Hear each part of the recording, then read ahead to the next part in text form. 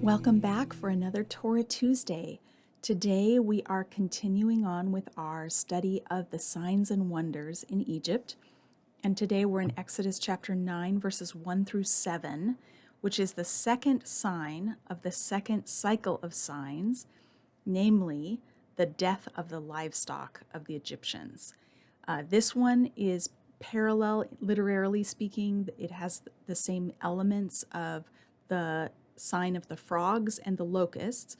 So all three of them share a forewarning, a demand to send the people away, a mention of tomorrow, Pharaoh's refusal, and Pharaoh's heavy heart. So as I read my translation, you can listen for those elements. Chapter 9, verse 1. Yahweh said to Moses, "Go to Pharaoh and speak to him. Thus says Yahweh, God of the Hebrews, send my people away that they may serve me. For if you refuse to send them away and still strong-arm them, the hand of Yahweh will surely be against your livestock which are in the field, against the horses, against the donkeys, against the camels, against the cows, and against the sheep, an exceedingly heavy plague. And Yahweh will distinguish between the livestock of Israel and the livestock of Egypt, and nothing will die of all that belongs to the Israelites." So Yahweh set an appointed time, saying, "Tomorrow Yahweh will do this thing in the land." Yahweh did this thing on the morrow, and all the livestock of Egypt died. But of the livestock of the Israelites, not one died. Pharaoh sent to find out, and indeed not even one of Israel's livestock died. But the heart of Pharaoh was heavy, and he did not send away the people. Okay, you might have noticed as I was reading that this one is actually called a plague, a deber. And this harkens back to chapter 5, verse 3, where Moses warned Pharaoh that if he didn't respond to Yahweh, he could send a plague. So although collectively they're never called the 10 plagues in the Bible, they're known as the signs and wonders. This particular sign is a plague that comes on the livestock. Did you notice too that the plague is going to be exceedingly heavy? This is the same word as that used to describe Pharaoh's heart as being heavy. So if Pharaoh's going to be calloused, then he's going to experience these kinds of consequences. A heavy heart leads to a heavy plague. This is a particularly appropriate sign because of Pharaoh's ultimate refusal in the previous sign to let the Hebrews leave to sacrifice to Yahweh. They were going to bring Yahweh their animals, the animals that belonged to Yahweh, they were going to return to him. And because he refused to allow them to do that, now Yahweh is taking away his animals. The consequences of this plague are far more serious than the other signs. There's now widespread animal deaths. And of course, this hints at what will get even worse if Pharaoh continues to refuse, that God has the ability to cause the death of the Egyptians themselves. There's a couple of things for us to talk about still, a couple of word plays and a conundrum. So one of the word plays that is in this passage is in verse 3, where he says, "The hand of Yahweh will surely be against your livestock."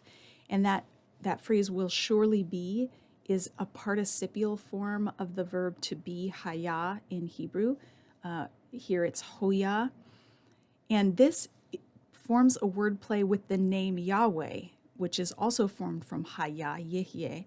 And Yahweh means I will be who I will be. And you can go back to the video on Exodus 6, verse 3 for a full exploration of that and why I translate it that way. But here, Pharaoh's finding out who Yahweh will be. If he refuses, then this will surely be what happens to him. The other word play is in verse 5, where it says Yahweh would do this thing. And in Hebrew, this thing is hadavar, the word or the thing. And that is what the thing that he is doing is bringing hadaber. So in verse 3, we have the announcement of this plague, hadaver. And here Yahweh refers back to it as hadavar, the thing he will do. Now, the conundrum, of course, in this sign or this plague is that it claims that all the livestock die. But in some of the signs that have yet to unfold, the boils and the hail also are said to affect the livestock. So how can those affect the Egyptian livestock if all of the livestock die in this plague? So there are a couple of ways we could handle that. Some people suggest there's two ways to read the phrase "in the field." So it had said, the hand of Yahweh will surely be against your livestock which are in the field. So some say that in the field is telling what type of animal it is. These are field animals. Horses, donkeys, camels, cows, and sheep are field animals. They're not pets. But another possibility is that this is limiting the location of the animals that are affected by this plague. That is, the ones that are currently in the field are affected. Any who are indoors or under cover are not affected.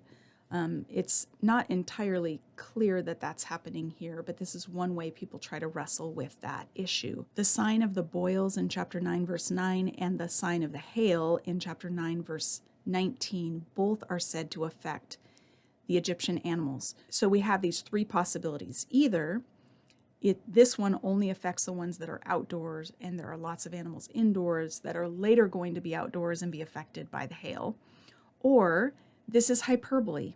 The narrator is exaggerating the extent of this plague to show the potential loss to the Egyptians. And we're not meant to take it precisely or literally. There will be some animals who survive, but even they will die or be affected by these future signs from Yahweh. A third possibility is that the Egyptians rapidly acquired replacement livestock. So after the death of all of their work animals, they had to quickly trade for others. So either they bought some from the Hebrews or from surrounding nations. Indeed, these are the animals that do their work. Horses were used in military and for ceremonial purposes. Donkeys were the beasts of burden, both agriculturally in the field and also beasts of burden for traveling and trade. Cows were used as food for wealthy people. The common Egyptians would not have normally eaten beef, but wealthy Egyptians did, and so they would have wanted to replace the cows so that they'd have food to eat. And sheep are both a source of food and wool, as well as an aid in the planting of crops. So they would scatter seed all over the field and then set the sheep loose to trample the field. And by trampling the field, that would push the seeds underground. And so sheep were essential for planting. Camels deserve special attention on their own because some people have said this proves that the Bible is not accurate because camels are not found in Egypt. However, even if they're rare, which they probably were rare, they could have been a status symbol for elite Egyptians. We have evidence of the domestication of Bactrian camels as early as 2500 BC, so it's not out of the question that some camels could have been found in Egypt, particularly used for trade or as status symbols. And the fact that they haven't been found does not mean that they didn't exist. Archaeology has not uncovered every possible location, right? Every possible set of bones from an animal carcass. Archaeology is an accidental field to some degree. We get lucky and find some things, but we don't find others. So we can't say with certainty that there were no camels in Egypt. One last thing I want to point out in this passage is that at the end of the sign, after the plague has come through and destroyed the livestock of the Egyptians, or at least those in the field, Pharaoh sent to find out about it. He sent to see if the rumors were true that all the Egyptian animals died, but none of the Hebrew animals died. This is precisely what he should have been doing with the Hebrews. He should have sent them when Yahweh told him to, and his failure to do that results in him having to send and find out what happened. So that is the plague against the livestock. Again, I'm not sure myself whether this is hyperbole or whether they just quickly acquired other animals after the plague came through, or if this plague only affected the outdoor animals and there were others as well. But anyway, those are some options for you to consider. I hope you've enjoyed this. Have a great week, and I'll see you next week for another Torah Tuesday.